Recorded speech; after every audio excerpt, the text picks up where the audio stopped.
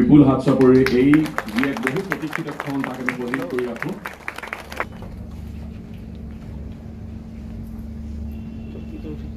এয়া আভ্যন্তৰীণ জল পৰিবহণ সঞ্চালকালয় আৰু NRLৰ মাজত বুজাবুজিৰ চুক্তি স্বাক্ষৰ কৰি আদান প্ৰদান কৰা হ'ল।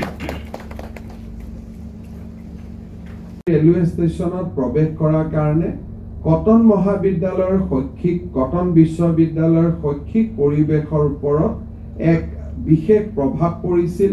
সন্দিকৈ মহাবিদ্যালয়ৰ শৈক্ষিক পৰিৱেশৰ ওপৰত এক বিশেষ প্ৰভাৱ পৰিছিল আৰু কিছুদিন পিছত আমি ৰিজাৰ্ভ বেংক আৰু বামুণী মৈদাম সংযোজিত কৰি যি উৰণীয়া সেতু আৰম্ভ কৰিম তাৰ কামতো ৰেলৱে ষ্টেচনলৈকে বছৰত যদি 1 কোটি মানুহ এটা ফালৰ পৰা আহি থাকিব লাগে তাৰ এক প্ৰতিকূল প্ৰভাৱ পৰাটো নিশ্চিত আছিল।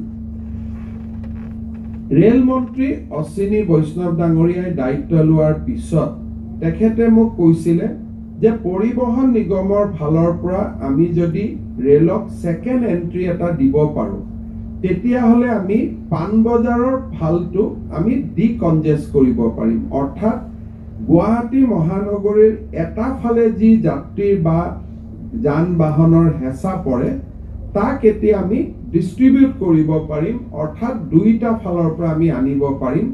তাৰ ফলত দিছপুৰৰ পৰা আৰম্ভ কৰি সেই যাত্ৰীসকলে উলুবাৰী দি গুৱাহাটী ৰেলৱে ষ্টেচনত নহাকৈ পোনে পল্টন বজাৰৰ পৰা গুৱাহাটী ৰেলৱে ষ্টেচনত আহিব পাৰিব আৰু আন যাত্ৰীসকলে পানবজাৰৰ পৰা গুৱাহাটী ৰেলৱে ষ্টেচনত সোমাব পাৰিব।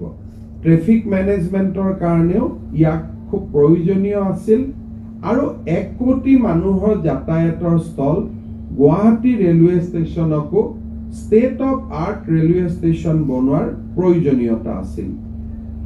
অশ্বিনী বৈষ্ণৱ ডাঙৰীয়াই মোক প্ৰতিশ্ৰুতি দিছিলে যে more than 700 crores Guwahati railway ষ্টেচনৰ আধুনিকৰণৰ কাৰণে ব্যৱহাৰ কৰা হ'ব আৰু it will be a next generation railway station. অৰ্থাৎ জাপানৰ যি ধৰণৰ ৰেলৱে ষ্টেচন সমূহ আছে সেই ধৰণৰ নেক্সট জেনেৰেশ্যন ৰেলৱে ষ্টেচন হিচাপে নিৰ্মাণ কৰা হ'ব।